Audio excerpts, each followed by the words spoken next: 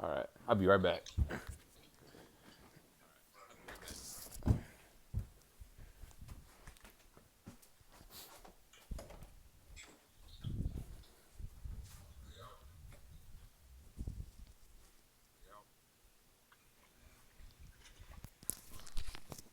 Apples on fire.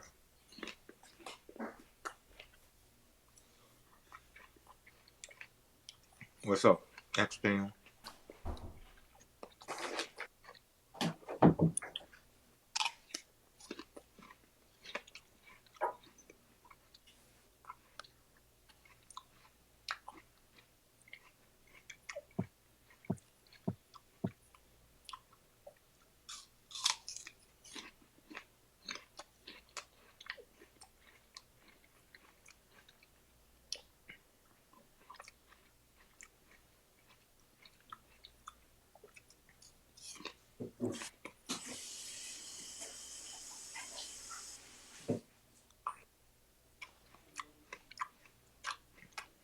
Dang, bro, you smacking extra hard. Yep. Heard you all in the I'm kitchen. almost done. What you eating? Pringles or something? What is that? Oh, apple. Nah, apple. All right, cool. Almost done. Um, Once again, we'll do like we did last time. When people come in, uh, I'll just probably I ain't gonna like even comment. Like, yeah, no, I'm not gonna say anything. That way, it doesn't mess up the flow. I wish I had um my little greeter here, but I'm kind of bad about The what? like a greeter. Usually, I try to appoint somebody that I know in my broadcast to like say hi to people as they come in, because that's another big thing. People, if people are not acknowledged, that's I'm the same way. Like if you don't acknowledge me when I come in, I feel like you know kind of jaded. So Oh yeah, I've noticed. I was like, I'm getting that too. I'm like, just say what's up. yeah, at least say hi or something. Especially yeah. But some people they just completely ignore you. And I just keep on moving when I'm like just checking out broadcast. Yeah, even after I like share the broadcast or whatever, I'm all like, and they don't say hi. I'm like, all right. Yeah, that's the minimum. Like if you got to do like the three main things is like share the broadcast and do like 100 likes. Throw up like 100 likes. You know how to do likes, right? What? It's the just the.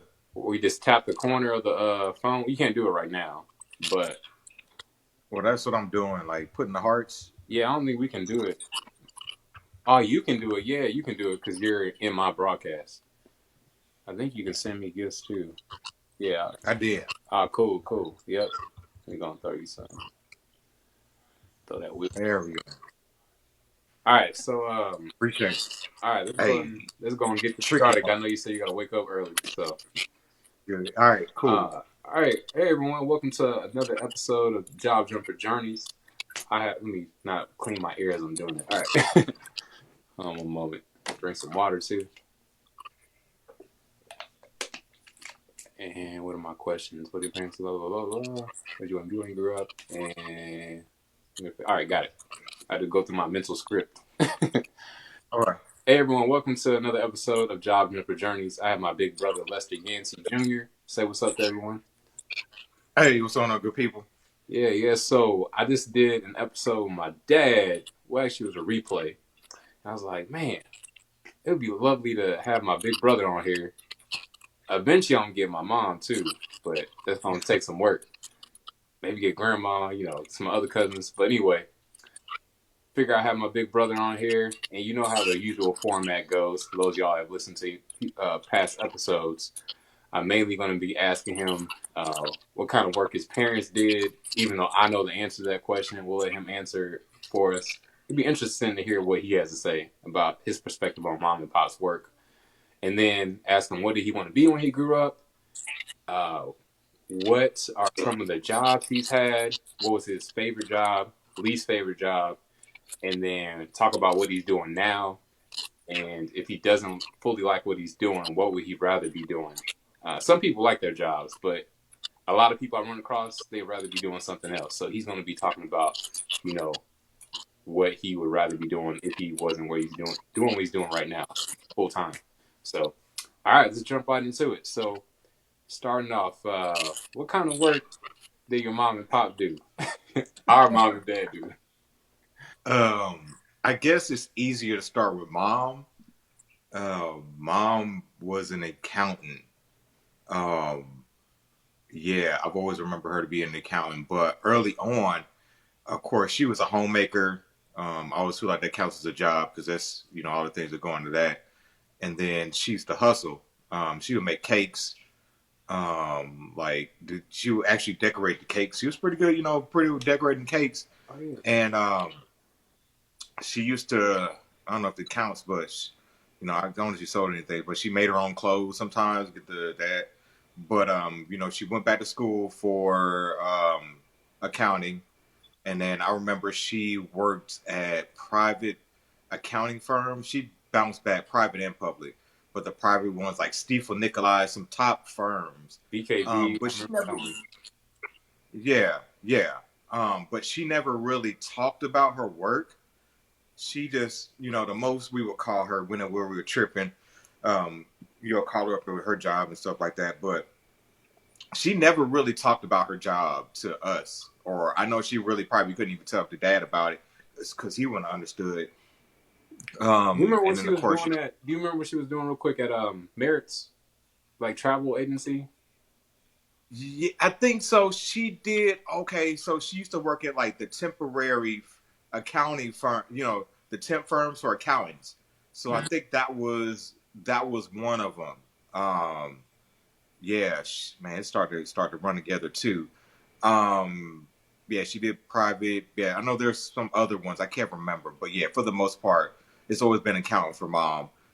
Dad, I remember. I have early memories. My first memories of him are always, being in the military, being in the army, just living that life. But once again, Dad never talked about. They never talked about what they did for real. Never really exposed us to it.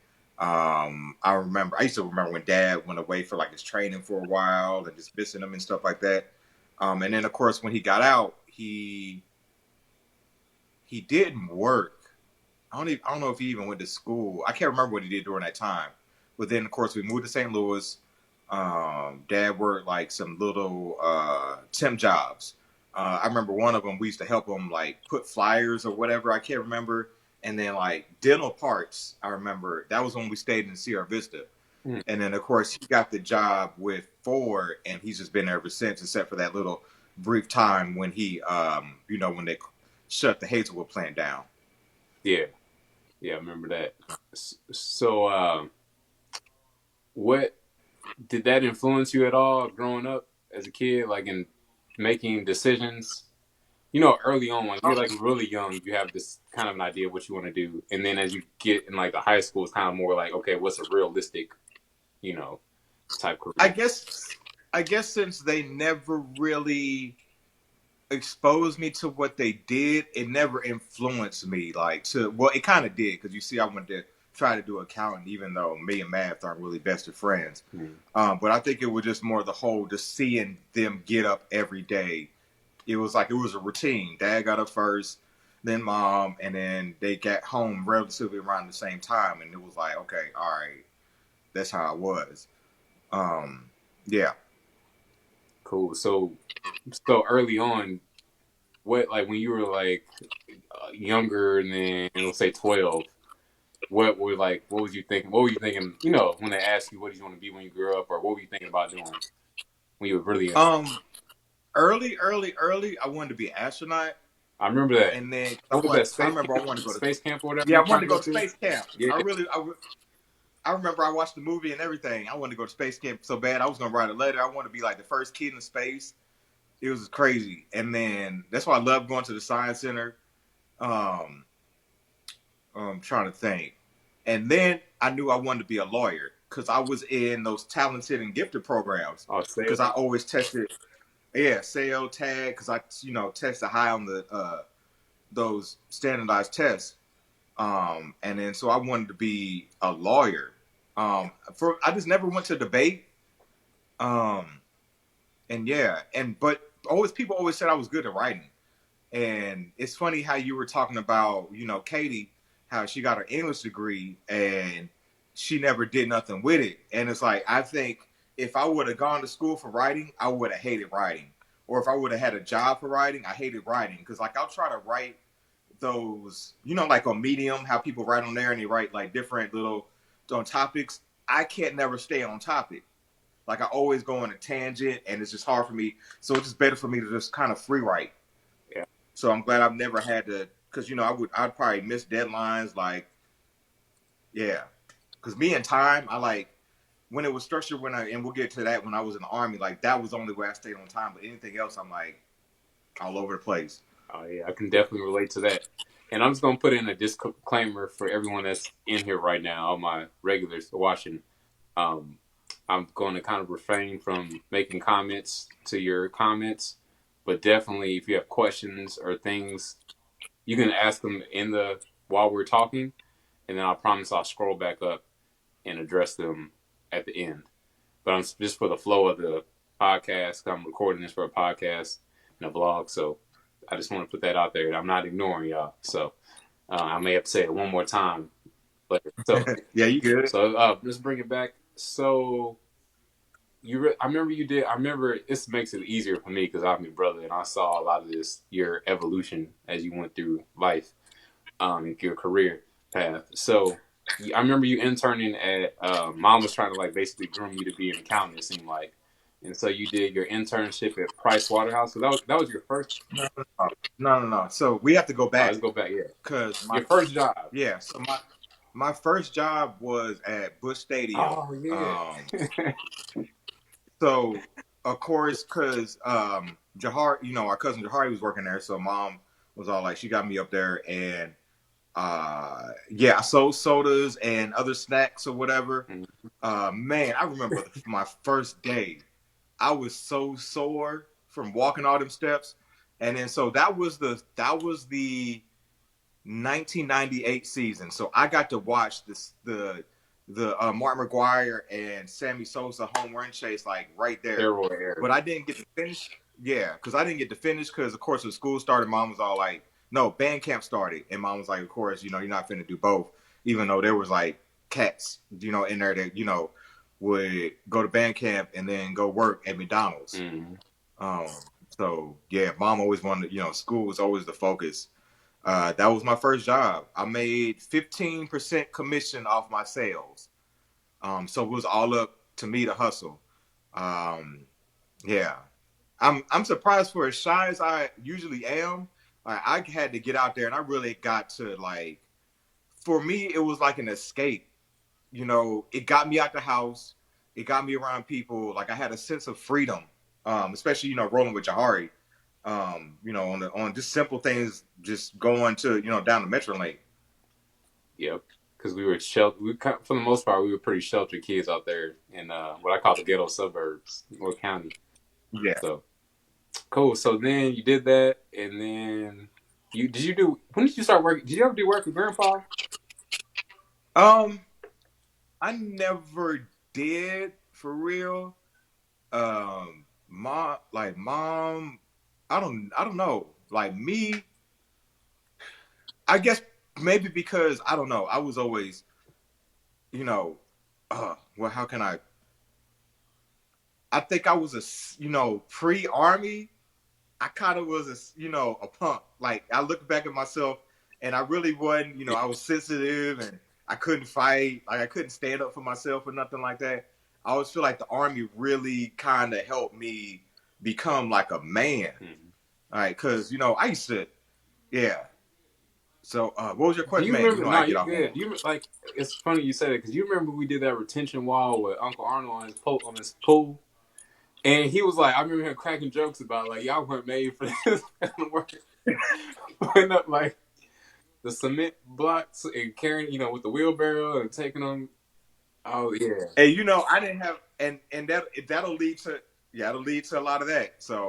Um, so yeah. it's kind of like yes. Um, Keep taking me through like your career path.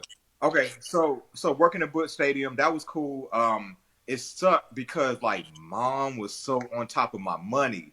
Like I can understand what dad was going through with like when the money came in, because like she was, and then I I remember I skipped work to go try to hang out with this girl, and it just never went through. So it was all like, but my hours didn't add up, and somehow, some way, I had to like lie to mom about like the money, and then so I don't know what happened, but she said I wasn't responsible, so I couldn't take my driver's test when I was supposed to when my birthday, when I turned 16, Mm. in June. Like I had to take it in that fall. I was like, I was pissed. I could. I'm telling you, I did not like mom when I was a teenager. Like, It's like you took all the you took it all. So like when I came around, it was like way they're like, all right, let's put all the bruh. blames on him because clearly it did not work. You just yeah, you took all the heat, the initial heat. So I worked at Bush Stadium. I wasn't there for when they did break, when they broke the record or whatever. And then that following summer, I was in Inroads. So then I took college courses at UMSL, and then And for those of y'all who don't know, so that Inroads is like an internship program to help groom primarily minorities it's hold on, hold in on, hold on. business. The mission statement of Inroads is to develop and place talented minority youth in business and industry and prepare them for corporate and community leadership. Wow. I still remember, dog. You got the recording. And this is like 21 years later, bro, because mom, like, we had to memorize it. Wow. And it's crazy because I can't remember the NCO creed that burned in my head in the army. I can't remember a lot of this stuff, but stuff like that, my memory is weird. Yeah. Yep. But yeah, so of course, yeah, mom was grooming me to be an accountant. And so I just, it's like, that's why I kind of tell people, pay attention to like what people tell you early on when you're a kid. Like, what are you good at? Like, people like the signs are there. Um, and so but she was grooming me to be an accountant because, like, I will say what mom did a good job of was teaching us how to operate code switch, man. Like, she gave us the game on code switching, so I know how to, and I hate it. I hate we got to do that. I'll Um, never forget the but going to her meetings for work at the picnics and having to tuck our shirts in. Like, oh boy, I remember that. Yep, the coat we learned early. yeah, yeah. So man, that's why you got to watch Napoli Ever After, bro. It's like it's so dead on, like what we went through. But yeah. So, but it got me ready for the real world, especially in those settings. And they taught me how to interview. I had a suit, all that stuff like that. So I learned to interview. So out of all the interviews I got accepted to Arthur Anderson. And so for people that don't know, Arthur Anderson, if y'all remember the big Enron scandal, where Enron is like an energy company here in Houston and stuff like that, and it was like the Minute Maid Park here where the Astros play. It used to be called Enron Field. So what happened was they Arthur Anderson was inflating their Cooking the numbers, books. like classic cooking the books, Mm-hmm. some Ovar stuff, and the SEC came in and busted them, and like a lot of people, it was a big fallout. It's a case study in basic accounting courses, like that's what they teach them about, and it's just crazy, how full circle I'm down here in Houston and stuff like that. Mm-hmm. But yeah, so I was at Arthur Anderson. I thought I was gonna be. They really didn't get me into the accounting, the numbers. I was like researching stuff, and I can't remember that. Whatever projects they had me do is what I finished. But it showed me how much like corporate America, like how they work them people like crazy.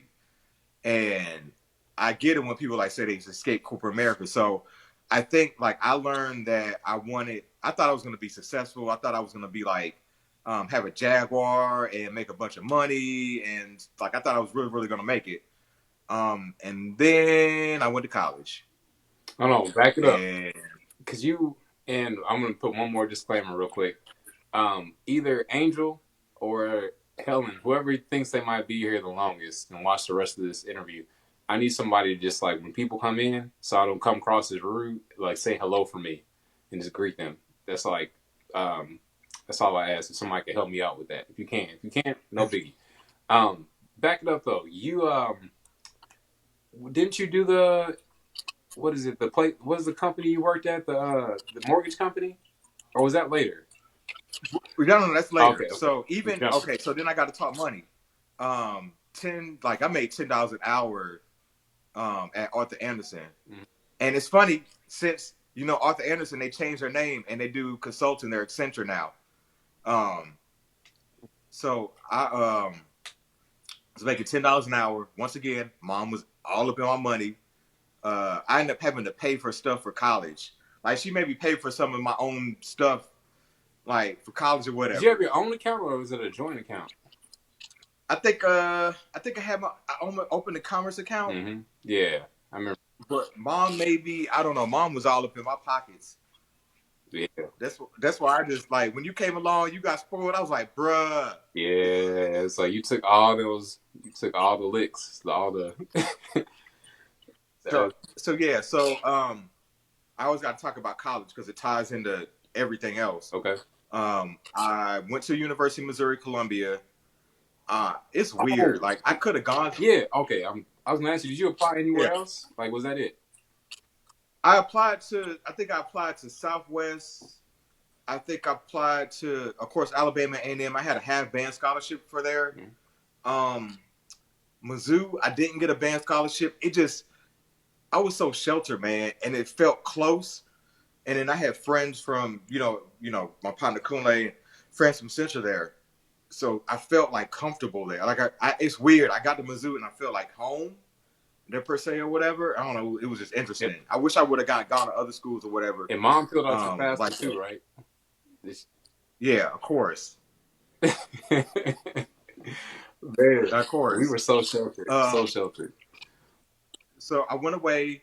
I was in the marching band, but I couldn't. I don't know what happened with the situation with my sax.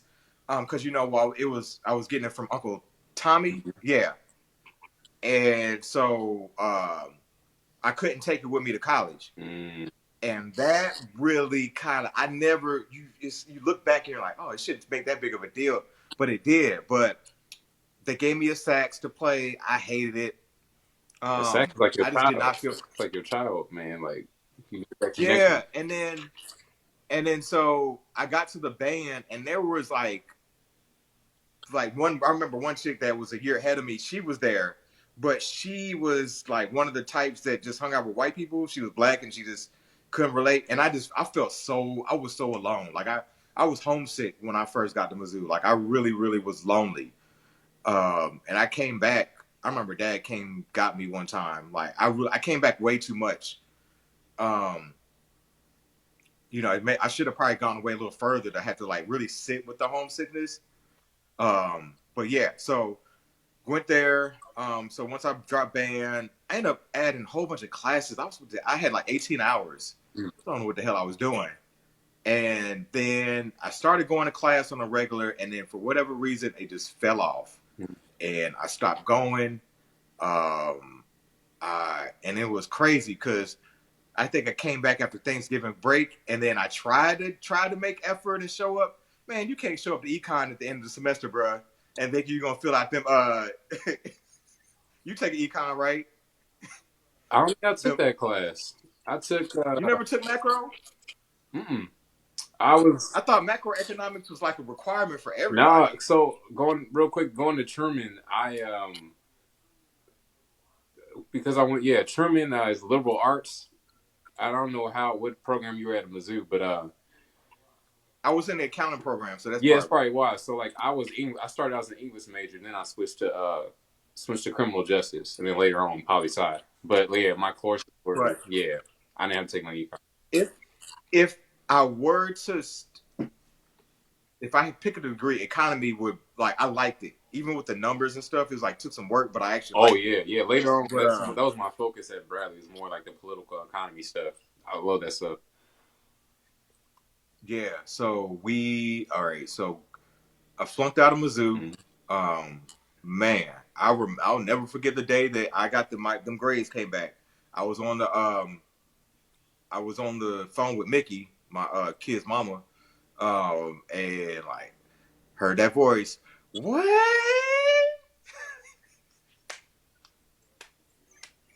Yeah, the classic boy. You already know. I Get out here. already know. And I was all like, dog. I just took, and I just took, I, I took like a verbal like beat down from both of them, and it's like, cause it hurt mom more than dad. Like I know it hurt mom more. I'm trying to Like, picture too the timing of all this, like me just kind of being a fly on the wall as a kid. Like, yeah, cause I'm 18, you were 13. yeah. Yeah, I just remember that Kirby conversation in a days. hotel. I think we might have been visiting to see you perform at the band or something like that in Mizzou, and you didn't perform or something like that, and just them kind of being upset on the phone. Like, I just that's the picture that's in my head. Everything else is kind of They like, were upset too because they had like the season tickets yeah. to come see me, and so yeah, it just fumbled, and I didn't have nobody I could talk to for real. Your friends off in college, you know, it's crazy because I thought that was like I thought I was a failure for not graduating college 4 years. But then I went to my partner's Coolant's house. I saw his degree. He was graduating 2006, and I was like, he started when I did, and he was like, oh yeah, dog, everybody fails a semester or at least a year like in college. And I was like, oh, but you know what? I could have gone back. I would have just been on academic probation, but I was so caught up with Mickey, and my nose was wide open, It was that. It and was that mom beating in. I hate to cut you off real quick. I wanted to say real quick. It was that mom constantly telling us every time we driving past the community colleges, like you're gonna end up at Flow Valley. You're gonna end up at Flow Valley, and also making remember our cousins that we had that were like lifelong yeah, students. That concept. But looking back on it, all like pretty much everybody in my class my freshman year at Truman State was all on academic probation. Like my buddy who's a doctor right now, a surgeon, dude had like a 2.0 GPA like his freshman and sophomore year. bruh, my I saw the GPA.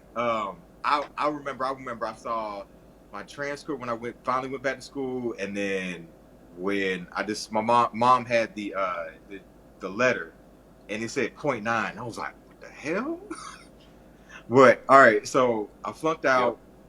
Man, that was a lonely ass drive up there to get my stuff and then come back. And I like I didn't even tell my roommate that I was going. Like he just came back and I wasn't there.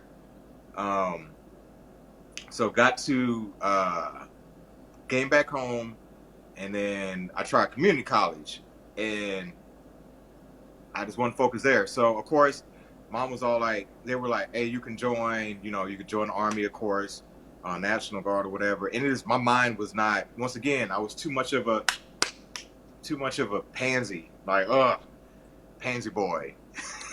And so um, I got a job. Of course, I guess he had a hookup through Emerald still, and they were like, Dave and Buster's is hiring, and Oh yeah, I remember that. I guess I guess for whatever reason I thought I was gonna be some corporate like working in the office type thing, but nah, they was like you in the game room, Mhm. and I worked in the game room. I used to love working the race car. I mean, no, Bumper car. the no, the horse racing track, like calling the horse races, and Ah, then working at the basketball, the hoop. Because I just, you get bored, you just, shoot shots. And then I would work at behind the. Uh, sometimes I would work. I'm trying to think where the reward place where you go get your prizes, the prize center. hmm. And so, all right, so I scammed Dave and Buster's out of it. Oh, Uh oh, you was part of the scam. oh. Oh, snap. Okay, all right. So so how they used to do it was every night at the end of the night into your shift, you take all the tickets and then you put them in there to shred and you weigh it, and it's supposed to add up or whatever. So what I used to do, it was weird. I used to make my own tickets, and so somehow, some way, I had to make the bag heavy to weigh it out or whatever. And so I end up collecting tickets, a little bit here, a little bit there, not getting too greedy because didn't want to get caught. I know sometimes the manager was like the numbers are off or whatever. Hmm. But so after I quit the job, I took you up there, and I was like, Aaron, we gotta, I gotta take. Here's the game plan. You got to go up there with the tickets, and then get this DVD player, and then. So what happened I was, vaguely remember and that. I stayed back, and I stayed back, and you came back there because I'm like, where you going? They gonna see me, and they were like, they need an adult, and so I grabbed an adult, a black dude, and I told him to explain the situation, and somehow convinced him to go up there with you, and you came back with the DVD player, Wow. and so I I vaguely you remember this, but it's like my memory on stuff sometimes is so shoddy. Like, so wow, you aided in the theft. I was an accomplice early on. Yeah, Hey, we accomplice. could have All been right, doing a so whole lot worse. So, hey, that is like yeah, at the top of our list. We good. Dave and Buster's. I think I can't remember how much I was getting paid. It was a cool little job. You still had to pay for the food because the food fire. Yeah, I remember that. Um, yeah, you had to pay for the food, but I end up, sometimes I would buy, dinner there. It wasn't a hard job. I just hated being on my feet all night, but it was an easy job. Made, I can't remember, like 8 something an hour or whatever. Um, and they would call me up like to cover shifts. Mm. And then I needed more, so I end up. You remember Erica? Her mom worked at City Mortgage. Oh, so that's when how you ended up there. Yeah, so she, vouched for me, and that was horrible. Shouldn't have done that. And I processed mortgages out there. You were 19 then, or Yeah, 19, and I didn't know what the hell I was doing. I think I was making like $10 an hour working there, so that was good money for me. But then I got Mickey pregnant, and I was like, okay. It was like, you want to get married, and it was a way to get up out of the mom and dad's house, and we got married. And of course, like I said, I didn't tell my parents I got married. I wrote them a note. I remember that note. I'll never forget that day. It was like in the dash of pops, one of them cars. Wrote them cards. Yep. Oh, He was like, what's this? yeah. Yeah, I know a note. It's so weird. I was just like the wallflower, just like see this whole movie play out. Oh, It was I couldn't. I was so scared to tell him. hold Like I on. couldn't. Eva didn't put a gun to your head, or the dad didn't. I thought it was a shotgun kind of situation. I thought it was you that. They didn't force us. Nobody forced it. They didn't. Nobody wanted us to even be together. Ah, okay. So you were just you do it. Yeah, Did you get out on? You didn't get out on one either, right? I think I did. Yeah, I proposed at that Italian place on the Bolivar next to Crossroads. I can't remember Fellini something. I can't remember. It was an Italian spot over there. Wow. Oh, is that? It's off Delmar. Delmar and de Bolivar, Wow. like close to the. Yeah, I just don't know the name of it, but I've been by there before. Yeah. Wow. Why did I never hear Yeah. this? I never heard this story.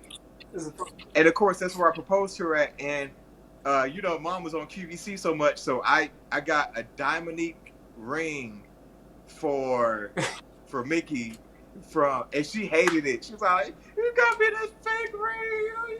I was like, "I can't afford this ring, but I love you." oh, she didn't like the ring. Of course not. You Like, ain't and supposed to initially say she that. brought she brought it up later. Oh, She okay. brought it up later. Hey, Yeah, not dinner. all right. So this is why it's bad when we start telling stories, because like every story is a story. So I think our ring, we went to a straight up pawn shop. Katie and I went to a pawn shop, and she picked it out. It was like a $600 ring, and yeah, I think it was like crook. It was like they had to have it soldered together or something, and sized down, and then my ring was like $50. I don't need a big ring. I got like a little $50 one at pawn shop too. Anyway, man, these stories, man, are hilarious. I never Yeah. heard. All right. So you got married, and then you worked at City Okay. Mortgage, So and then what happened? First City Mortgage. And like, I guess I wasn't doing that's the thing too. I hate about civilian jobs. Nobody really tells you whether you messing up. They'll let you mess up on your own, all the way till you get fired. Onboarding sucks at Um, most jobs. Most jobs they don't have the yeah. money for it to hire somebody. And of course, I didn't know nobody. I don't feel like I was really trained, and so I ended up going there. I end up getting. It was weird because they didn't like. They were like, "Well, you can't." Well, I got to HR and it was like, "Yeah, you can't go to this job, back to this job, or whatever, but you can go to this other job." And so when I got to the other job, they were like, I guess somebody put the call in. The original person that tried to fire me, like she put it was a black woman too. They kind of like, so I hate that I got to throw that in there sometimes, but it's like it was weird. It was like, I don't know. Let me not throw it on that because it was really me not knowing my job. But it's like, damn, you could have told me what you know. But it's Real wild. quick, what do you feel like was the number one thing that you weren't doing right?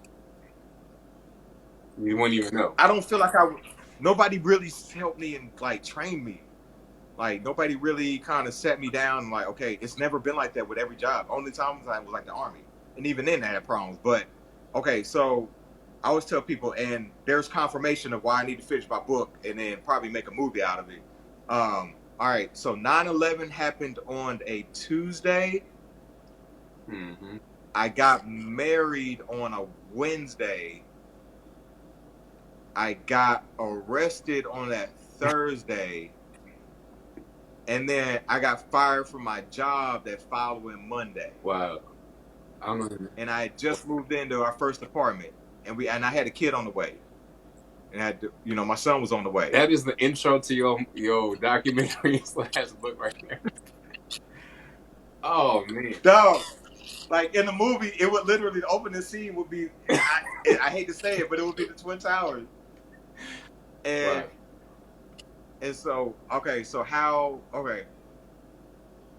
So of course that's when I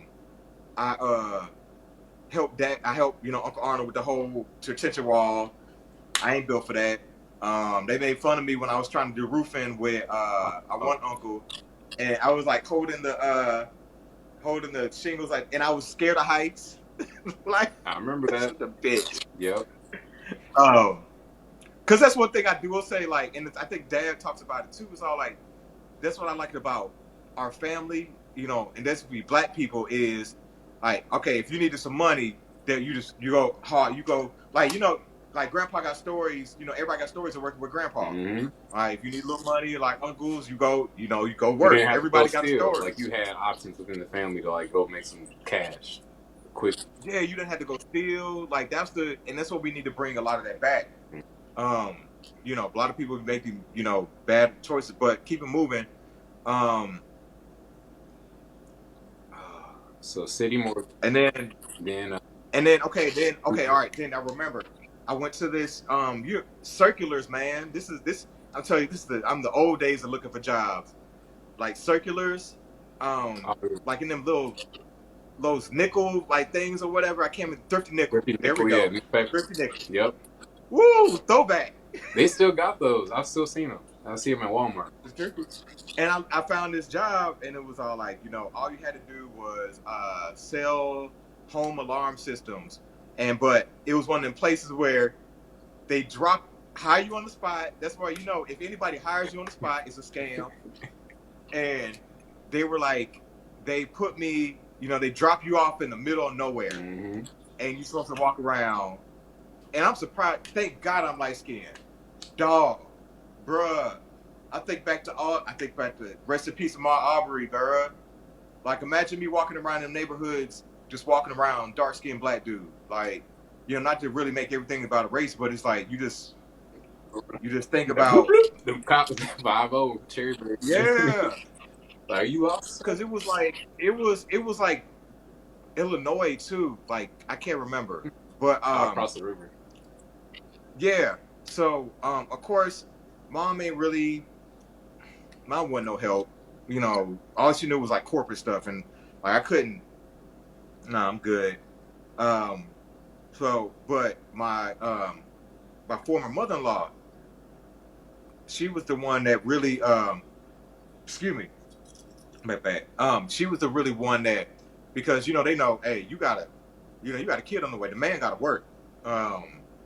And she hooked me up in this job training program. Me and my ex-wife's cousin's boyfriend or whatever, husband at the time. And it's crazy. Like I tell people, like you gotta know your worth. Like you gotta know your value. You gotta know your worth because they tried to have me doing these like sign because I already knew how to interview. I felt it like knocked me down a little bit because I was like, I came from, I'm better than this, but it was humbling. And they tried to do me, sign me up for jobs like at the hospital to go do like valet. But them jobs only made like minimum wage $7 an hour. And I'm like, But you get tips for valet though. but I was like, Yeah, I know. I'm good at it. But it was at the hospital though. And I worked so then I looked at the one job, it was like lab tech, and it made more, it made eight some dollars, almost nine. And then so I was like, okay, I'll interview for that one. And I ended up getting that job. I got that job December of 2001. Luckily, funny. We had a reception. We didn't have a wedding. Like we got married at the courthouse, but our family had a reception for us, and then that brought in like $1,200. And that really Except for helped that because our bounce rent check. was We're paid. going point going there. Yeah, yeah. I had a cousin that wrote a bad check, but our rent was like You know. dog. Our rent was like $375 a month. Um, Oh wow. and so yeah. So I worked at the hospital. I worked December. I got there December. My son was born in March. Yeah. And then I was at the hospital. I was at Barnes for about 4 years. And once again, it was a real easy job. I hated you had to it's yep, 2 bedroom, 375 west side of St. Louis. It was my first apartment. And I took the Metrolink to work. You said in 1980. And Nah. I took the Metrolink to work. But what was I about to say? So I worked there. It was a real easy job. I processed all the blood samples and had to get them ready for testing. And only thing was like oh my goodness, you got urine in, then you had poop you had to process and stuff like that. It was like sometimes you have jugs of piss and you drop it, and but I was the only dude on my shift, and bro, it was hard sometimes. But cool. I worked there, and then trying to think, was I at Barnes? Yep, I was at Barnes. No, I can't remember. Okay. Oh, I almost forgot. I had been applying to the police department. I thought I was going to be a cop when I turned 21. I applied to the police department. And then during that time, we got evicted from that apartment because we were trying to do too much and bounced around. And then we ended up staying at Mickey's cousins on the north side of St. Louis, and with the mice and the roaches. And then so her cousin, she went to this she was like, I need a ride to this job fair. Mm-hmm. So I ended up going to the job fair, and it was WashU Med School. They had a job that was similar to what I did at Barnes. And I was like, okay, I could do that. So got the interview. I ended up with a job. It was crazy. I, ended up with a job there. So I quit Barnes. It was a raise, and it was able to get us enough money to move into the place that we got on the south. I mean, the south The side. one with the steps. And then All the steps. yeah, Okay. with the That's steps. the one I remember. Yeah, yeah. I always tell people like, I always tell people like, I always enjoy coming home, seeing my kids at the top of the stairs, and then man, so then bam, worked there, and then I worked at UPS too at night. So I worked at WashU Med School and from noon till about 10 o'clock at no 8 o'clock at night, and then got home a couple hours, had dinner, then went to work at UPS from 10 to 2 in the morning, and then I was just tired, so I had to get. So you drive back. That's almost like a 30-minute drive back home. Takes you a minute to wind down. You may get in bed by like 4 o'clock, and then I had to get up because I had to be to work at 12. So I And you needed didn't to have a get car, right? maybe. Hold on. Did you have a car? I had no. By then I had a car. Okay, yeah. I had a car. Yeah, I had a Fusion. Mm. Um, and so then I maybe got 6 hours of sleep, and then I had to get up, get ready, spend somewhat time with the kids, and stuff like that, and then head to work. And just that rotation, I used to be tired, dog. I used to fall asleep on the drive home from UPS. UPS, Luckily I didn't have the hard job that everybody had in that truck. I had a sorting job, and that was easier than other ones. But I couldn't, like, when it came to putting it on the delivery truck, couldn't meet my quota. 200 packages an hour, couldn't make it. Mm. So, um, so I ended up one day. I just came in. I was dealing with a lot too, a lot of mental health stuff, and I just came in and I just quit. And then not too long after, I got fired at Wash you. I got I got fired for WashU. And I'm mad that I didn't know that I could go get unemployment. Mm. Like if I would have got unemployment, like Do you I remember? would have been good. Do you remember what they tell you specifically what it was, or you can't say it on here? I know. I used to be on like I used to mess around. I used to be in the I was heavy. There was this website called Box Stand. It's like a music website, like whatever. And I used to be in the forums like heavy. Like internet was my escape. Mm. So I was probably never do too much. I was probably messing up. Nobody really told me. They just fired my ass. Wow. Um. So you So wish you had got unemployment because if you had gotten that, you probably wouldn't have done the army thing, the army role for a while, or um what I were the conversations going on after the getting fired between like your wife, after with fire you and Mickey, and it's like mom probably is in your ear. You probably have Michelle. I mean, Mickey's I can't mom. remember if I even told her. I can't even remember I told mom, but Mickey was like it was hard. I can't remember where I tried to look for other jobs, but they didn't come through. And I just ended up going back to Barnes, and it was one of another humbling experience. I had to start from the bottom again. I lost all my seniority. I lost all my vacation time, and so I ended up. There we go. That's the conversation. So and then I got my rejection from the police department, and this is after I had gone through the physical part, the written part, all that stuff like that. Hmm. Um, and so I end up getting the rejection letter, and then this is when I was talking to Dad, and I was all like, he was like, if you want to go into law enforcement, there was always the MPs, and he was like, all right. So I was like, all right, cool. And it's funny too because after I went to the uh, recruiting station and signed up, they started doing the police department started recruiting again. Like, and I actually took the test again. But yeah, so I ended up going real easy, real simple. I ended up going to the recruiting station uh, on my own. Walked right in. It was funny because it was a fine recruiter. But it was crazy because she had to help me get like my birth certificate, all these other things, and I didn't have no money for it. I was super broke. Hold on, mom didn't But have all. Mom and pop used to keep all that stuff. or some I can't remember some things that needed to get taken care of that couldn't, um, or Mm-hmm. whatever. And um, so I went down there and I was like, well, the army worked for Dad, worked for before, so I might as well have it. Mm-hmm. And I got down there and the jobs that I wanted, I got a pretty high ASVAB score, and the jobs that I wanted, I remember I was looking at it. I really wasn't interested in the desk jobs or supply jobs, and I was like the combat jobs were kind of cool, and there was this one job it had you shooting rockets, and I was like, okay, cool. I could shoot rockets. I could be in the back. I ain't really got to see no war stuff for real, and I'll be good. And so I ended up going down to MEPS, and when I went down there to pick jobs, it was like, well, this job is they have it's just they don't have any openings. And so then there was like, well, you could be a tanker. And I always had this fear of, war movies being stuck in them tanks and they burning up and you'd be like, ah. And I was like, nah. And then they had artillery. And I was like, oh, it's cool. It was like shooting the rockets, but it was shooting cannons. And I was like, I'll pick that. And it came with a $20,000 bonus. Mm. So how they do is they break you off with half of it when you get out of AIT. They tax it so you get like 7, and then the rest of it is broken up over the course of your enlistment. So I went down to MEPS, um, signed up, did everything that I needed to do, and they was like, we're gonna ship you off in about 2 weeks.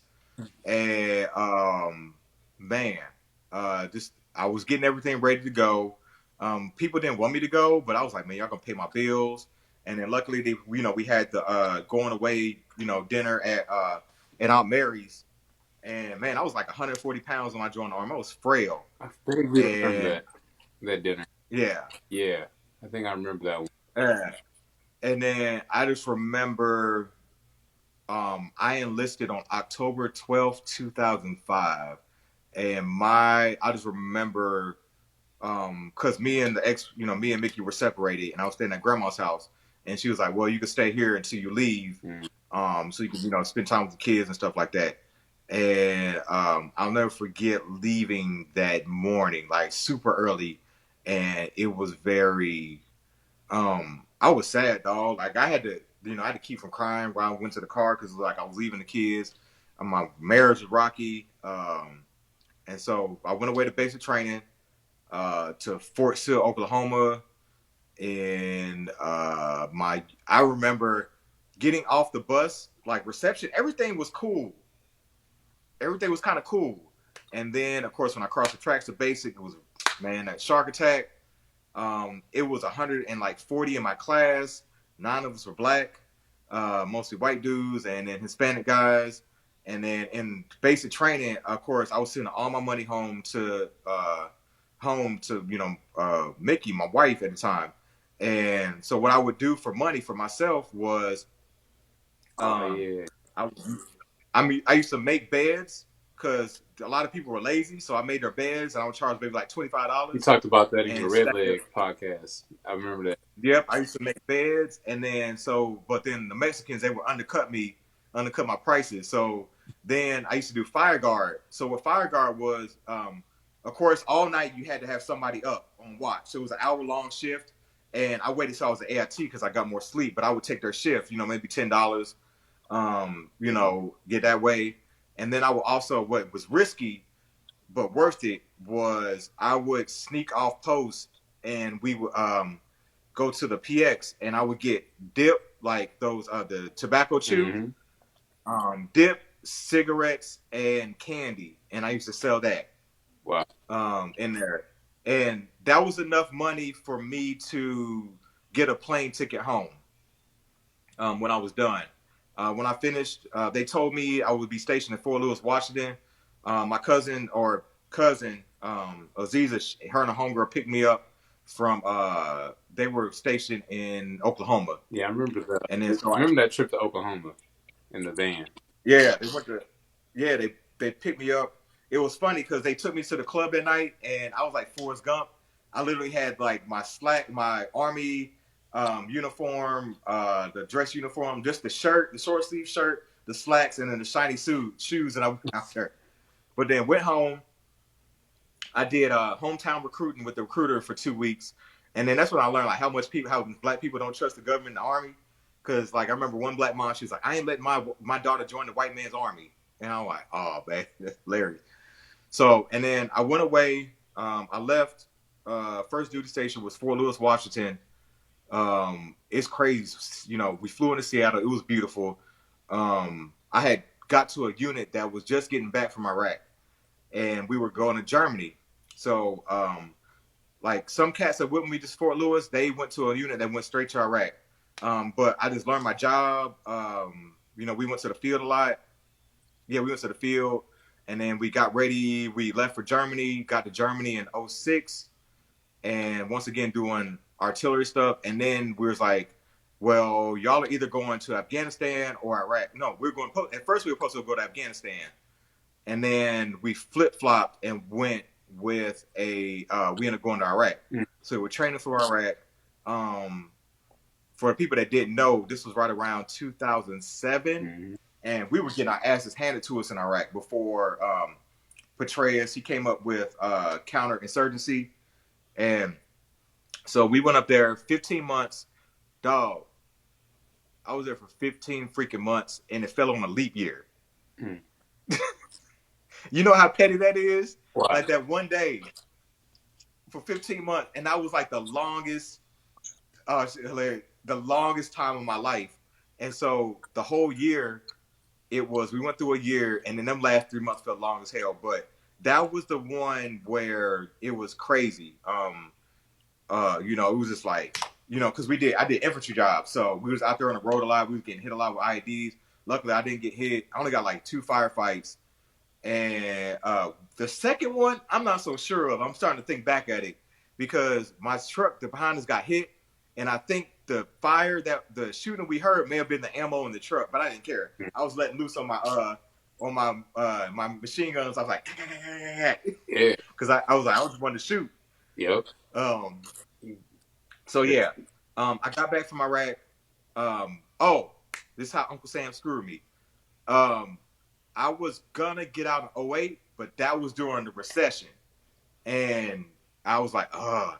So I wanted to get out though, so I extended, and I thought I was gonna move to Fort Riley, Kansas, and finish out there and be close to Missouri, be close to the kids and stuff like that. Mm-hmm. But I got screwed, and they ended up keeping me. They extended me in Germany. So to get out of Germany, I had to re-enlist for 4 years, and I re-enlisted. I thought I was gonna do switch jobs, but I got a $5,000 bonus for staying in artillery, Wow. and I moved to Colorado Springs, and I went heavy, and then Hold on, real quick. Hold on a I second. Make sure I understand this. So, because Fort Riley is where one cousin Larry is, right? Larry was, yeah, And then, so you had done your 3 years, right? Was your I had done 4, four original contract? Because you did 7 total. I guess that you talk about yeah, that at the end. So yeah, 4, and then you were about to just finish out and try to get out at the yeah, time. yeah. I would have done maybe like 4 or 5 and got out. And what was your what were you thinking you were going to do like once you got out? Yeah, no clue. I really didn't know. It's funny. I didn't know what I was gonna Even do. reserves, you didn't think Um, about. They didn't have like any kind of exit counseling either, do they? Like or they do, but it's like it's not the best. So I'll get to that okay, towards in this one. So I end up choosing. I could either gone to El Paso, Texas, or Colorado Springs, and I chose Colorado. hmm. So I got there, and then as soon as I got there, they were like, "Yeah, we're gonna be going to Iraq again in like a few months." So I maybe got six. I think I got 6 months in the States with my family, with my kids or whatever. I sent them back to go back to Iraq. So I went back to Iraq the second time. It was an easier one to get through. And you moved Mickey and the Uh, kids up to Colorado at the time, right? yeah, they were with me up there. Yeah. And then, of course, I realized, that ain't going to work. So I sent them before I went to Iraq so I wouldn't have to deal with it. Um, and then I went to Iraq the second time, and I thought I was going to just make it a career. I thought I was going to go to drill sergeant when I got back, but Years. I was also looking at psychological operations too. But when I got back, I had some work stuff that happened. I got decertified. I had to come back. I got barred from reenlistment, and my life was just really messed up too because I got a DUI. Luckily, my unit didn't find out. That would have messed things up. I got arrested at the gate with having a pistol. I was getting in so much trouble, man. I act like I wanted out, like I just act out. So, So real quick, did you ever find those? So you found all your recordings from Red Leg, I have to go back and find them. but you say you started that back up. Yeah, So for those of y'all, hopefully he finds those recordings. They were really good. So my brother, real quick, yeah, I put a plug in. He has it's called the Red Leg Podcast, and he goes even deeper into a lot of this stuff that he dealt with in the military. And he got stories like this is gonna be really good for people that are in the military because they'll be like, oh, okay, they'll relate. I might I might redo episodes. I might re-record Mm-hmm. just fresh because I think I like my perspective on my military experience now than it was then. Yeah, It was hard for me to talk about certain I just things, hope you can remember but a lot of those details because it was good. It was good. yeah, but I thought that I was going to stay, and I thought I was going to do 20 years because Mm-hmm. I made rank pretty quick. I made staff sergeant in 4 years, 3 months. Yeah, Wow. did I? Yeah, I did. Yeah, it was pretty quick. And then I thought I was going to, do things, but my body started breaking down, and man, I was even with these flat feet, I could run pretty well. Like I ran my fastest run was like 2 miles in 14 minutes. But then when I got to Colorado, I never got you lose a minute because of the elevation. I never got it back, and then I used to start falling out these easy runs. So my back started acting up, and what else? I had a I have a physically abusive supervisor. That's what. Oh my goodness. People don't really talk about that in the army, like the verbal and the physical abuse that goes on, and especially in my job because I had a combat job, and you just like, it's wild. Like, and I had a supervisor, and he was crazy, and he was just disrespectful. And then one time, he got in my face, and he knew jujitsu and all that crap, so I couldn't really fight him. So I was gonna hit him. He flexed to me, and I was gonna hit him with his computer. But luckily that didn't pop off. But that a lot of that stuff I have to thank him because I wasn't gonna get out. And so, but I fought to get back in to be able to reenlist. But then I came home 6 months before had 6 months left on my contract, and I was all like, I was home and I was with the kids, and I was like, you know what? I don't want to do this no more. I'm tired of being away. I had I left when my son was 3 and my daughter was 2, and I had missed so much of their lives. Being most of that time, being in Lewis, being in Iraq twice, and in Kuwait. Didn't make it to Egypt. Those are for the cushy jobs. I had a combat job, and I know I'm being shady. That's how we end up doing. Hey, B, But you gotta be real with yeah, I just said I'm done. But I thought that I was still trying to hold on, and I like fighting to the end. But I didn't know what I was gonna do when I went to get. I don't, I didn't take the transition process seriously. It really wasn't a great one because they don't sit you down, they don't get you ready, they don't get you ready for life outside. And luckily, I had a physician assistant that told me, "Hey, bro, get all your stuff documented with your mental health and with your body and all this stuff like that." And luckily, I was able to get my disability. Um, and so I didn't take the resume writing thing seriously. But when I got out, I knew I wanted to go back to school. So I'm going back to school. No, I thought I was going to be an athletic trainer or a strength coach because we were doing a lot of weightlifting and stuff. I was really into fitness, and we had the coach we had. He used to do work with the Broncos, but I ended up. So I finessed the army. I can talk about it now because they can't get it. me on this. I finessed the army out of their time. I was going to I wanted to do a school drop. So with a school drop, they let you out earlier to go to school. And I didn't have enough leave time with the numbers, but somehow, some way, I finagled it, made it work, and got it signed. And I ended up out of the army earlier than I was supposed to be, You did like but seven I and a made it half or happen. something like that instead of the full. I didn't have to do. I ended up doing 7 years, 3 months, Hmm. and I had 9 months of inactive reserve time left. So they could have called me up during that time, but I knew I didn't want to do reserves because I would have to change jobs. National Guard, I was cool because I would have to drive like 2 hours just to go to training or whatever. So I was like, forget it. Luckily, when I got out, I had bam, bet them last few months. I know I'm getting yeah. I got out the army with no plan. I got the army. I left because I was getting child support, bro. Child support was getting me, and then I had back child support, and then I really didn't have no money. So I left. I got out of my lease early. I let that go, and to save that money, Cause hold on a and second. Where then did you go immediately after we got out? I ended up moving with grandma. Grandma. Okay, yeah, yeah. Same. Back. So she let me stay there rent free. So I got out. I ended up going to school. I thought I was gonna be. I went to school. I just took basic classes, and then I thought I wanted to do the weight training stuff. And then I ended up helping one of my partners from high school. He was a football coach at U City, and I would just help the kids lift weights and stuff like that. Um, Mm-hmm. and just be a another ear thing for them to talk to and stuff like that. So did that, went to school. I knew I was going to Atlanta. Um, so I did the whole process of going to school. I was getting unemployment, I was getting my school check from the VA, and then I was getting my disability check. So I was making more with all that um, than I did when I was in. Because people don't know, people act like you make a lot of money in the army. Hell no. you make like minimum wage almost the first like private years, and then that's why I tell cats don't get married until you're like E5. I think my most even the most money I ever made was maybe about 40,000 during my Iraq tour. Mm. Like that was the most. Like housing pay and all that stuff like that. So I got out. I was of course didn't manage my money right, but I moved to Atlanta.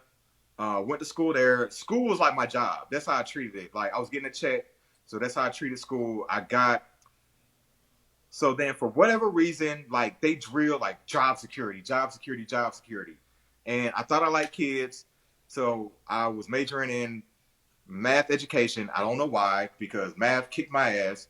But it was cool because I did this fellowship through um, Mission Continues, a veteran Oh yeah. organization. So I did. You have to do a fellowship at a nonprofit. So I did it at the Boys and Girls Club, and that was an extra check. I was being like 900 a month with that one.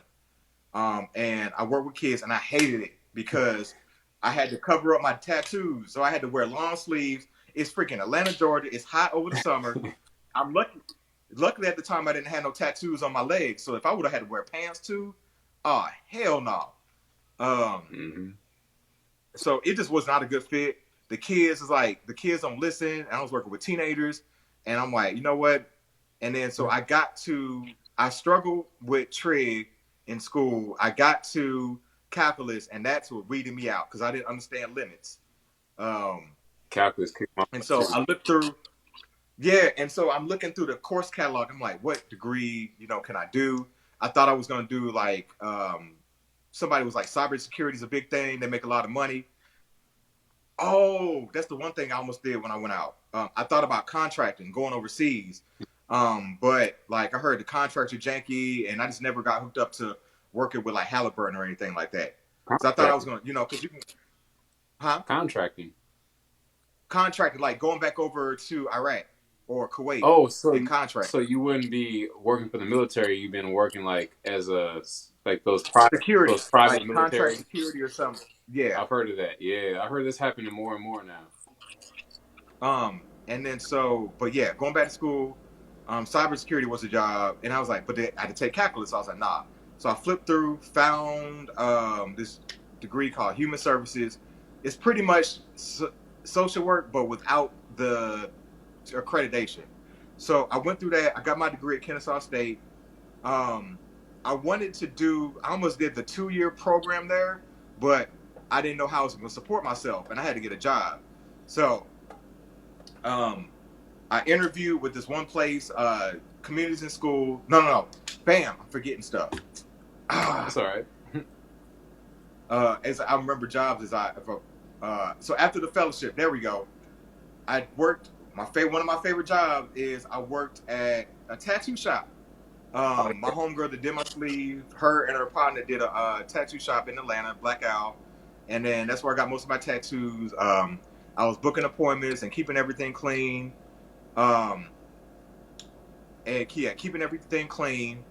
But I sucked at the appointments because I didn't know like how much yeah. time they needed for each tattoo, and then I was over double booking. Like it was messing. My other coworker was messing up more than I was, but it was still nonetheless. But it was fun. Yep. Um, the only time I hated it though is when we would have art shows in there, and I had to clean everything out and get it ready for the show. Yeah, all the grunt type work. Yeah. That was And then before what else? the DFS. I'll get there. Okay, I'll get cool. there. I'm already And jumping then ahead. after that, I interned. I did a short internship at our veteran center at the college Mhm. at Kennesaw State. And then I did an internship at Merida High School. And then that let me know I didn't need to be in education because I wore a short sleeve shirt. And one of the women there, like, one of the actually, yeah, one of the supervisors, she was all like, your tattoos are gonna be a distraction. I was like, man, dog, I done been to war twice. Is it that serious? Like nothing distracting. So yeah, I graduated and I had an interview with community schools. That job didn't come through. I'm glad I didn't take it. It was like 30,000 a year, but they didn't really have no health insurance. Like they said they would just put $50 on whatever you got. So I didn't take that. And then I ended up taking the job at DFAS. No, I was out of work for 2 months. Mm-hmm. So during that time, I did Uber and Lyft. I Yeah. hated it. I hated it. I hated it. I hated it. Um, man, I can't remember what you were talking about. What is a distraction? But yeah, I did Uber and Lyft. I hated it because I was dating an old girl at the time, and she came out of college, marketing, supply chain. Oh, tattoos. Because people say, oh, they would be distracted by my tattoos, and it'll be like, I don't know. Some people say stupid stuff like that. So I don't Yeah, get it. there's a But lot, unfortunately. Yeah, a lot of yeah, get. but old girl, she made $70,000 right off the bat because she had a degree, marketing degree with supply chain emphasis or whatever. Um, Talking about with DFAS? no. She got a marketing job or whatever, supply chain job. She interned some virtual whatever. It was working from home, but she was making that, but it was stressful or whatever. But I felt like such because we men we tie Oh, in our you're manhood talking to about Miss H, the one that you were dating? Okay. yeah, hella. I don't care, Okay. yeah. Yeah. But Um, but yeah, and then I would come home, I would come down there, and like she was working and I wasn't. I didn't feel like a dude. I didn't feel like a man. I was like, should be working. But then I remember, I never forget. And then I interviewed at a mental health facility where it was one of them places, them jobs where as long as you don't say nothing crazy, you're gonna get the job regardless. oh yeah, I know how. And it was overnight. It was only $11 an hour, and they were talking about the kids would be spitting on people, and I was like, no. I turned that down, and I needed a job. And then I had also interviewed at DFAS, and then they finally called me back in July, August, or something like that. And I'll never forget. I knew it was going to be a good day because I ran into Lloyd, the singer. Oh yeah, I Lloyd, the remember one, Lloyd. yeah, get a girl, all that, whatever. I would run into like in Atlanta, you run into a lot of celebrities. So I ran into him in the Kroger, and I was all like, "Man, I ran into Lloyd. I know today's gonna be a good day." So I was all like, I had called the DFAS job, and they were like, "Oh, we've been meaning to call you. You want the job?" And so I took the job. Man, um, yeah, just with the people, if we want to know. So I had to stop smoking at the time because smoking or whatever, because I had to pass the drug test, and um, I cleaned out my system, so I ended up passing. I got the job. Since I only had 6 months experience at an internship, I only made $28,000 at that job. Luckily I had my disability money, so that helped. Mm. Um, but I was at DFAS. Training was long. Uh, like it's a cool DFAS. It's a crazy job. I worked in child protective services, so you got responded out to crazy calls. People messing with their kids. I'll say 90% of the calls came from the schools. A lot of other things came from like not paternity, but um, from custody stuff. Like it used to be like anytime I got a call where it was like strange men around my kids, around the kids, it used to either be the baby daddy or the grandma. So for them, but I learned that job taught me how crazy people are. I got to see, um, be in the trailer parks. Um, I had a child death case. It was crazy because I couldn't find the kid. Um, Uh, and people like I had to remove a set of kids. They stayed in this extended stay, and it was like unlivable in there, and I had to remove them. And it was like that job was just crazy. It was too much. I got burnt out of there. At the year mark, I made a raise. It brought me up to $38,000, $38,000 a year. Wow. But I was getting burnt out, so I tried to interview for this other position in the same job, and I didn't get it. Politics. Um, and then so I ended up, and I was going to grad school at the time. That was crazy because I was going to Clark Atlanta. I had to go to the 3-year program. I was going to grad school, get my master's in social work. So there would be times where I would get a case at like 3 something, and I would have to drive all the way from What's the best way to explain it to help you understand? Okay, so all the way from North County, maybe Hazelwood Central, all the way to downtown St. Louis, where class was, Mm. and then That's I would be Atlanta in there, traffic too. That's not. yeah, in 5 o'clock traffic. And so I used to I would get a case, I would see where I have to, I go to class, and then I have to go back out there and go see the kids, whoever. Sometimes I would get home to like 11, 12 o'clock at night, and then have to go redo it all over again the next day. Mm. But the cool thing about that job was um the I didn't get to take a lot of vacation, but you got sick time, vacation time, and comp time. So I used to use my comp time, and I left. I got a good big severance check. And training was long. Um, it helped to be one of the few only dudes I know I messed with. I had a little tryst with, man. This is why I don't trust marriages at all. I was I ended up messing with this one chick. She was, I think her and her husband were separated. So we messed around. I messed around with my work wife in the office and in the office parking lot. I messed around with this other coworker. I'm telling you, dog. Like she was mad at her baby daddy, so I caught her slipping. Journey Um, of a wife hopper over here. Yeah. Wife. And then I had to be careful too because I remember like a lot of single moms on the job. So one of them tried to hit on me, and I was like, nah, nah, nah.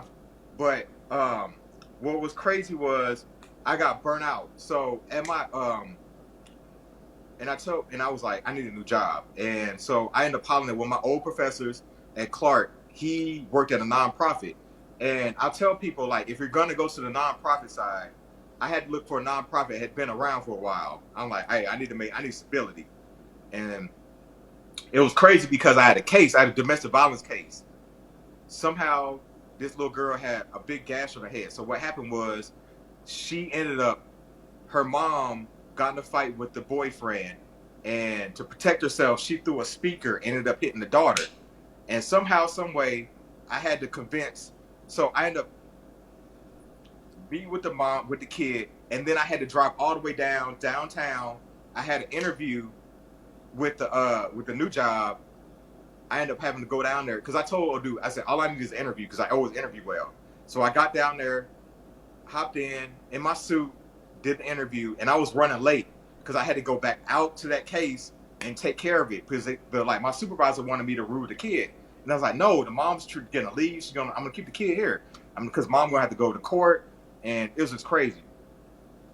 But I ended up getting the job. I ended up quitting. They tried to keep me there at DFAS. It was like, well, we'll give you, the position you tried to interview for. And I was like, no, I can't do this. Like, nah, hell nah. Mm-hmm. So I ended up leaving there. For peace of mind, I took an $8,000 pay cut because they were just paying 30. And I was teaching. It was called Chris 180. I was teaching social services. I was teaching kids social skills and behavior stuff like I that. don't think you ever told me Um, about that one. Chris 180. yeah, it was a nonprofit. How long did you do that? Um, I did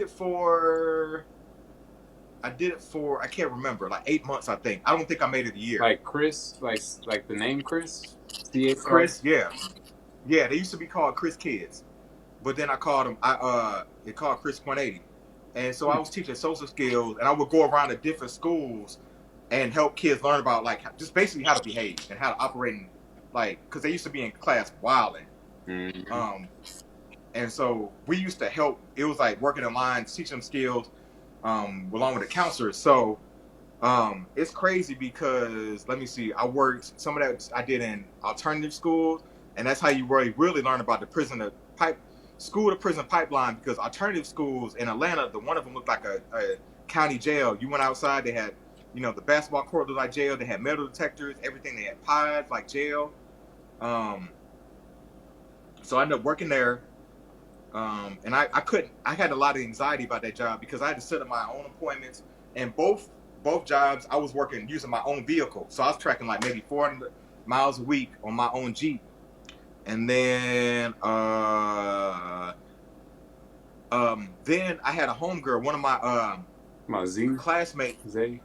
No, no. One of my home classmates in class, she worked in a different department, the same job. Mm-hmm. I'm working the housing coordinated housing department. So I was like, hey, y'all need to. They had just lost somebody, and I was like, I scooted in over there. And so what I did was I helped get 19 to 24 year olds with mental health diagnosis, get them, and if they were homeless, we got them stable housing. So let me explain the coordinated housing game real quick. So these cities scam central. So what they do is they do coordinated housing. They have to filter through the shelters, and the shelters get them in, and they'll get them to these places that try to get them housing. So what I would do was I go to these like Section 8 places, like it was Section 8 vouchers that we were getting, and and we would get them in these apartments, and they were out. Some of them places were not like crazy, not livable. Like some of the worst, we put people. They were better off being homeless. Worse than Um, grandpa's property. and but man, if I ever did a reality show, I would call it Homeless Love because the codependency of homeless people in relationships, dog, they be on each other like it's beautiful. It's just hilarious. Yep. Homeless people are entitled too, man. You'd be amazed. But then I learned how much people get scammed for bad credit and bad rental history. Um, they were charging us the fee, whatever fee that they have to pay, the hazard fee or whatever. For it's the risk fee, yeah, for risking, bad credit, eviction, stuff like that. Uh huh. Them, man, Wow. for some of them shitty apartments, excuse my language, but for some of them bad apartments, we was having to start pay like $2,000 to $3,000 deposits. What was the So what was the name of that nonprofit? Chris 180. Oh, that was all still Chris. I thought it was a separate. Okay. Wow. No, they had so Chris 180, the processing fee, yeah. So Chris 180, they had a lot of they had that, and not to knock y'all, but white people, man, what happens is they'll jack up these communities and then they'll put nonprofits in there to fix it up and then make money off of that. So what they had was um they was doing the counseling, then they did the group homes, which is scam central, and then the coordinated housing, and they did some other stuff. Wow. Um Wow. and so working there. And then I knew my final year of grad school, I had to do an internship. And I wasn't trying to do both. So I ended up quitting Chris 180. Luckily, moving that position within there, I made some money back. It was that position was $36,000. So I ended up making some of that money back.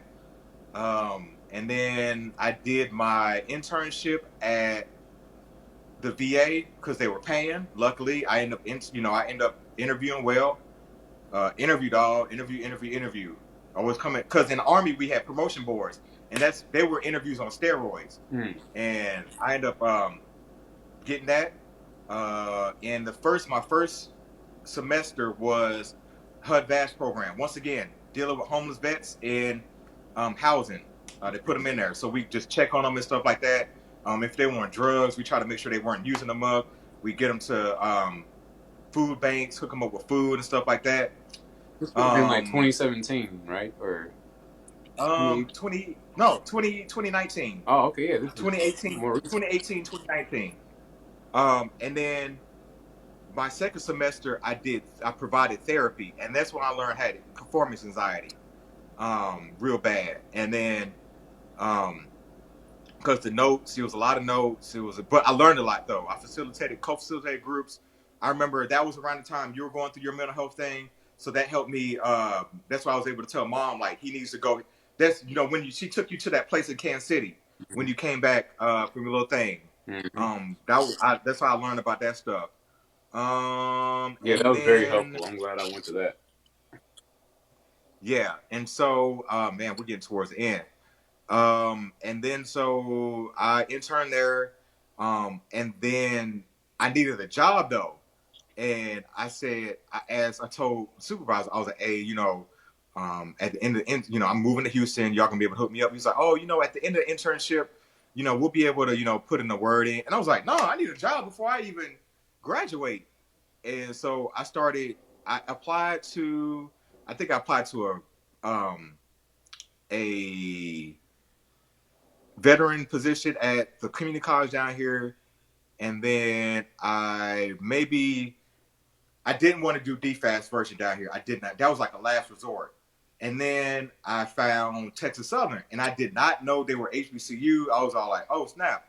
I saw they were HBCU, and then I saw they had a position called an enrollment completion. You know, the only reason why I knew Texas Southern, sorry to cut, is playing college hoops. Like I know like every mascot, the PlayStation or whatever. I know all the Okay, mascots and all the HBCUs. That's the only reason I man, knew. I remember I missed the football games and the college games that had the HBCUs. Man, Mm-hmm. I would take what I would do is I know I'm getting off topic, but I would take them, sign myself, make me real good, take me Yep. to the promised land, baby. Yep. Classic. But yeah, So you got down there, you um, interviewed for Texas Southern University. uh, and so it's just crazy how things work out. Like watching these dots align in real time. Um, it was a job. I had a social work background, but it was case management. I was like, I knew I could do it, and I interviewed. I thought I did crappy on the phone interview. And then they was like, well, can you come down for an interview or whatever? I was like, I wasn't taking it serious or whatever. I was like, I can't come down. And they were like, well, we'll offer you could do a virtual interview. And so I did a virtual interview, and I aced that. And then they offered me the job, and they were like, we can only pay you $45,000. And I was like, $45,000, only, bruh, only. only. Yeah. That's the most I've ever made in my life. Yep. I know that feeling. And so, Commerce. yep. And so I end up getting a job there, and I enjoy it. I really do, but I know that I want to do more. Um, and then I know that I'm like, it's a 2-year position, and I also know I don't want to be nobody's supervisor. Because supervising civilians, bro, it's different. Oh, so they And give you a being contract? It's like a 2-year contract? yeah, damn, I just remember I just made my 1-year mark. Like Oh, it was a 1-year probationary, oh wow. So 1 year and I just probation, made it. they decide whether Yeah, or not they're gonna re up you the second year kind of thing. yeah. So I'm good to go. But I know next steps. Like I know I kind of maybe want to do some social work stuff. I thought about doing the professor, being a social work professor. But I recently, in the fall, I completed my yoga teacher training. I That's another opportunity. Um, man, and this is why I'm trying to tell people like these whole yoga studios and the Black Lives Matter and stuff. And it's like it's yoga's an access thing, and my training was like $2,500, and I just put that on the credit card. But luckily, I just I at the rec center, I told them like, hey, y'all need a yoga instructor, and it was like, cool, yeah, we'll bring you in. And I started working there, and I decided they're compensating me over the summer. So I'm gonna try to make that work. I got contacted back. I almost missed a blessing. I had applied to this virtual yoga instruction, and I saw the email, and it was in there. So I think I'm gonna try to. Honestly, what I would really like to be doing is I don't want to work a full-time job. I can work part-time maybe, if that. I don't like having to be somewhere at a certain time. I know I work better later in the day. I'm not a morning person, but I really want to just teach yoga and see where yoga takes me, see where this book takes me. I'm writing a bestseller right now. I'm Mm-hmm. claiming it. Amen. I definitely had the encouragement of my, little bro. Once he wrote the book, I had an idea, thought about it. Once you wrote the book, that's what put the battery in my back. I'm like, man, my little brother could do it. It's like, friendly competition. Mm-hmm. It's like, not, going against each other, but how can we make each other better? So writing the book, Yeah, because like that was I've my got goal. Is like as long as I don't even have to be a bestseller. Like even if I just get other people to write their own book, like then that's a win. Nah, bro, That was a I'm win. being a bestseller because I told you when I watch Little, I be seeing and hearing these basic stories, Oh yeah. and people kept telling me like you've got, they said life like a movie, and people kept telling me that, so I was like, I need to write this stuff down because I seen stuff. So writing the book, I could see yoga taking me places that a lot of places, a lot of opportunities. Um, to try to I told you, dog, my goal is to get rich off yoga, get rich off this book, speaking series, and not even rich like financially, just rich overall, and spreading the message of helping people get help or whatever. Brothers Need Therapy is gonna go somewhere. There's all these things we're working out. Yep. It's gonna come to us. Like all we have to do is keep putting the work and keep putting um keep doing it. And I encourage people like to read, man. Like the book I'm reading now, Asking is Given. It's how can I explain? It's faith. It's the faith kind of thing, Mm-hmm. but it's not preachy. It's just you just learn to believe and everything will come. You But told me about that. So I gotta check it out. yeah, but that's where I plan on making my money. I want to be able to make that jump of not working a job and making my money off of speaking engagements, yoga, book, and just these talents that we have, Yep. um, and you know, not feeling like I have to sell myself. That's what it feels like. Yeah. Every time I mean, I'm thankful for this job right now. But it's like every day I go in, I'm like, it's like feeling like I'm prostituting myself out. Like, And that's how and you know what? because we And watch instead of getting this, Bill, real quick. Billy is the one who helped me understand. He's like, Aaron, you come from a family of entrepreneurs. You're wired differently, and nobody will ever understand that. Because we got the uncles who own their own businesses. Our great grandfather had a third grade education and owned a moving company. Like, grandpa had his properties. Like, we were like and I entrepreneurs groomed to work for somebody else. So yeah, and it's like I didn't get it early on, like when you were talking about it, whatever, but it's like like you're going places when you start to talk different, and you're starting like the vibrations are different. Y'all talking business, you're talking about moving forward. So I'm definitely I still always want to work with TSU to some degree because HBCUs are very important. I feel like this is a great time to send your kid to HBCU and to where they can just get an education and not worry about race and get that mm-hmm. uplift is like and get that that education and what else just um I know I want to have an incubator there and small business development, definitely building on like you made a good point when I was saying maybe moving back out to St. Louis, but then I was like, I got to start my own legacy somewhere else, and it just be somewhere of mine, and just be a legend, man. So I already see the vision of someday. They'll name like a business school after you or something like that. I don't want to. And you know what? And you know what I appreciate about the Army? It just shows you how much like civilians don't work as hard. And I know I don't want to work hard. I want to work smart, but Mm, I'm glad I have the energy to keep going, yeah. bruh. Like I just have this drive to still get up every day and get up here and just keep it moving. Yep. And that's why I worry about people when they say they're tired, especially with all this stuff with the protests. Like you got to give up, man. We still got things to do. Our job is mentorship, mentoring these young brothers because they lost. Mm. Yeah. So this has been awesome. This is why I was like, let me do these. Let me post the interview with Pops, and let me do one with my brother. Once again, try to get moms and start the job jumper journeys out with y'all, and then show some of the other episodes with the other people I've done.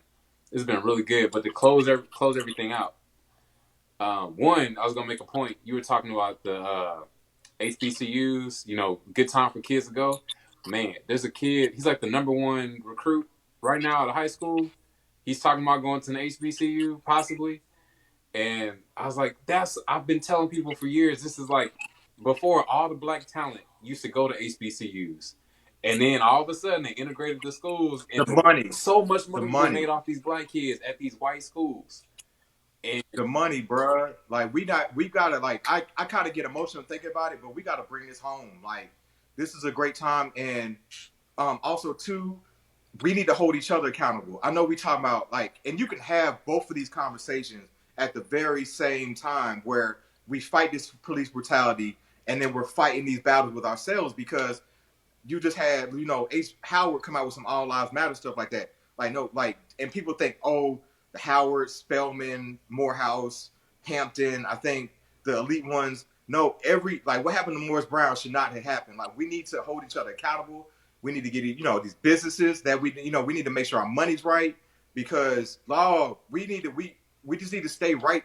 I know we fighting all these kind of fights, man, but dog, it's just something about being around your own people Yeah, and I just felt that how energy. I felt that when I was at your that energy. graduation at Clark. I, It was a different kind of energy. yeah, Like even we got to our roots. Even it's like you know when they when they were when they were singing when they took us to church. It's like just something.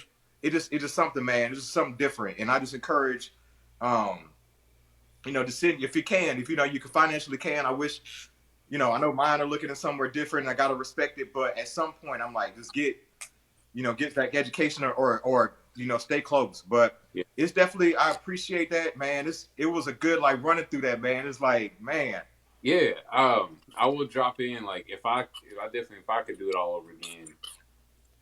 It was like mom once again kind of put that fear in me. Like I was worried about being away, and then I was worried about getting robbed. Like talk about like I guess at Tuskegee, I guess the yeah, townies yeah, came the in, and then they hoods. wouldn't show us the dorms. So like all those fears, and I felt like when I went to that campus, I felt like I had stepped back in the 1800s. Like I like the pictures on the old slave movies. Like oh somebody gonna get Because me. you know what?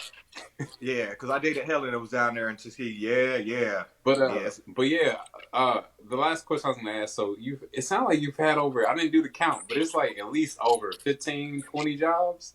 I think. I've had I've say no less than 10, Yeah, and you no it was over more 10. than other 10 and under 20. Yeah, somewhere in there. Because I would stay at places for a long time. Like I would, I was at Barnes for like 4 years, and in the Army for 7. And even at DFAS, I was there for like a year and a half ish. Mm, So I'll stay. my tops was just like a year, and then even within those, like the companies I was at, like I would just bounce within the company sometimes. But Yeah, which one was your out of all of them? What was your favorite and then least favorite? my favorite was the tattoo shop, Oh yeah, but I wish I would have worked there as a single dude. yeah. I could Yeah, imagine. um, yeah. I was with Helen at the time, and just I was like trying to be faithful and all that stuff like that. I wish I would have worked there as a single dude. My least favorite is UPS. Oh yeah, I did. I Oh, I think I only hated that lasted job. like a week at UPS. I Oh, hate it. I think I would. I hate it. I hate it. I hate it. I hate it. Good night. Yeah, I hated. I hated that job. all right, Helen. Thanks for coming through, man. Ah, it. One more point about you. Like the one thing I hated most about UPS was the missorts because it was like things went to the wrong area and then you had to put everything. It was like double work. I was like, this is ridiculous. And you put it on the car, you got to push it back and then toss it back on the belt, and then man, I didn't have. Yeah, that job was yeah. the devil, for real. I think I did it twice too. Anyway, all right, bro, this has been good. I know you gotta get up and do the jujitsu stuff in the morning. So, what time you gotta be there?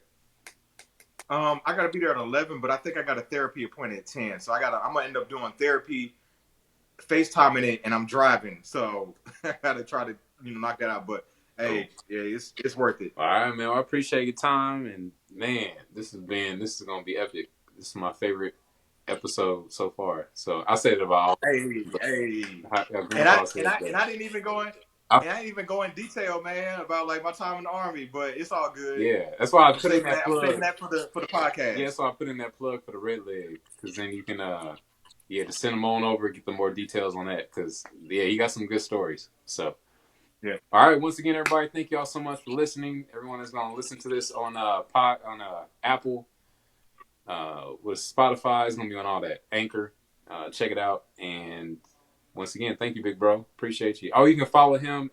My brother. What's the best one you like to drop for your Instagram? Yogi, 13, the 13 Yogi. Okay. Oh yeah. Yeah, yeah. Yeah. So Instagram is the same thing. I got to remember the password because I got to connect it or whatever. But it's the same. as is 13 Bravo. So number 13 Bravo, then Yogi on Instagram. And I teach yoga on there, and just if you got any questions Interviewing. about social work, We both know school, tons. Yeah. army, So, military, I all got right, you. y'all. All right, big bro. Thank you so much. Gonna let you get some Interview, yeah. sleep. I'm. All right, you love you too, man. I'm gonna hang All right, out for like 5 more minutes and to see if anybody else comes through. okay, all right. Love you, little bro. Yeah, you go ahead. Yeah, get your All sleep, bro. right. Oh, that was good. I get so much energy from these interviews, man. One, I can't. It's like this is just the beginning. I'm excited. This is what I thrive on. So, man, let's see here. I'm hang out just for like 4 more minutes. In fact, I'm just gonna get off. 'Cause I gotta use the bathroom. I gotta go check and make sure my video went all right. And yeah, I might come back here shortly and play some games a little bit. But thank y'all so much for all watching this, and have a wonderful, wonderful, wonderful, wonderful weekend. Take care. Peace.